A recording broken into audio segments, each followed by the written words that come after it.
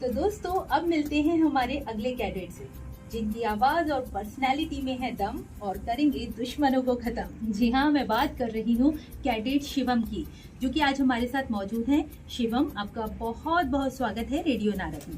Thank you ma'am. Shivam, आपने अपनी life में बहुत सारा डिसिप्लिन सीखा है, बहुत सारी मार्च की है। मैं आपसे जानना चाहूंगी, डिसिप्लिन जो हमें एनसीसी में सिखाया जाता है और संस्कार जो हमें परिवार से मिलते हैं, दोनों को सीखना कितना इम्पोर्टेंट है और क्यों इम्पोर्टेंट है?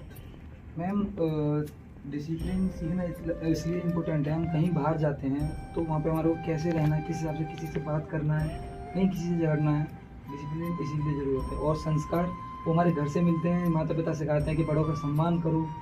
अगर तुम किसी का सम्मान करोगे वो भी तुम्हारा सम्मान करेगा। ओके, और क्या रिजल्ट हो सकते हैं इसके? मैम, इससे हमारा कोई जूनियर देखेगा, कोई भी अदर देखेगा तो हमारे थ्रू हमारे पेरेंट्स कैसे हैं उसके, कि उसको सीख दे रहे हैं कि नहीं दे रहे हैं। बिल्कुल, तो अच्छे रिजल्ट मिलते हैं और कहीं ना कहीं हम इंस्पिरेशन बन जाते हैं अपने जूनियर्स के लिए। Yes. इसी के साथ मैं आपसे जानना चाहूंगी, जब आप मुझसे लास्ट टाइम मिले थे तो आप एक कैडेट की श्रेणी में थे, अभी आप एक्स कैडेट बन चुके हैं। दोनों रिस्पॉन्सिबिलिटीज में क्या फर्क आया है और अब आप क्या प्रोग्रेस आप कर पाए हैं? मैम, एज अ कैडेट तो हमारे को, मैम जैसे और भी हमारे कैडेट्स हैं, जूनियर्स हैं, वो कैंप कर रहे हैं, हमारे को सभी काम करना पड़ते हैं जी। फायरिंग वगैरह है, ड्रिल भी है, हमारी क्लास भी चलती है।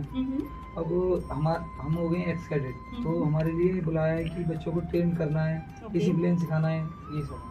तो हमारे इससे ये मिलता है कि बच्चे हमारे से इंस्पिरेशन लेंगे कि हम आगे चल के अपने सीनियर की तरह बनाएंगे, कि हमारे को भी बुलाया जाए, कि इनको सम्मान दे रहे हैं, हमारे को भी सम्मान दे रहे हैं। आपको भी सम्मान मिले। ब्यूटीफुल, बहुत ही अच्छा आंसर दिया आपने। इसी के साथ मैं आपसे जानना चाहूंगी, एनसीसी में बहुत सारे डिसिप्लिन सिखाए जाते हैं, तो ऐसी क्या क्वालिटी है जो हर ह्यूमन बीइंग में होनी चाहिए, चाहे वो फिर एनसीसी हो या ना हो? मैम, यूनिटी होनी चाहिए मैम, और मैम डिसिप्लिन तो होना ही चाहिए। एज अ सिविलियन आपको अलग दिख जाएगा कैसा है।